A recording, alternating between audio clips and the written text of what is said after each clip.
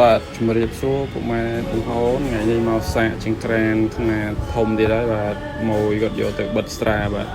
ຂະຫນាតធំបាទភ្លើងខ្លាំងបាទយកទៅបិទស្រាល្អបាទប្រើចំណេញប្រភេទចង្ក្រានប្រើប្រេងខ្មៅបាទចំណាយលុយតិចចំណេញពេលវេលាបាទចេញទៅគ្រឿងទៀតហើយបាទគាត់យកទៅបិទស្រាបាទអរគុណច្រើនពុកម៉ែបងប្អូន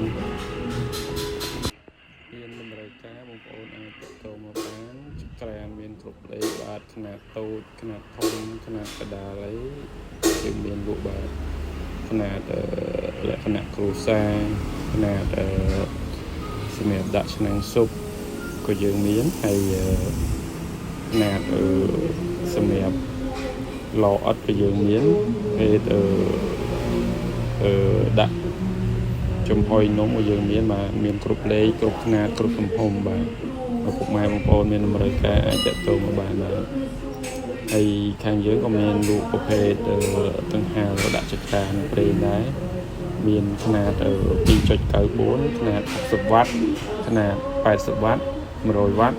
ដល់150វ៉ាត់បាទមានពុកម៉ែបងប្អូនមានតម្រូវការអាចទាក់ទងមកខាងយើងបានបាទប្រភេទដង្ហាលដាក់ចង្ក្រានពេងឬក៏ពុកម៉ែបងប្អូនចង់បានប្រភេទចង្ក្រានប្រើពេងយើងមានលក់គ្រប់ពេងគ្រប់ຂະຫນាតគ្រប់ទំហំទាំងអស់បាទសូមបងប្អូនទស្សនាវីដេអូនៃការប្រើចង្ក្រានពេងតទៀតអរគុណច្រើនជម្រាបលា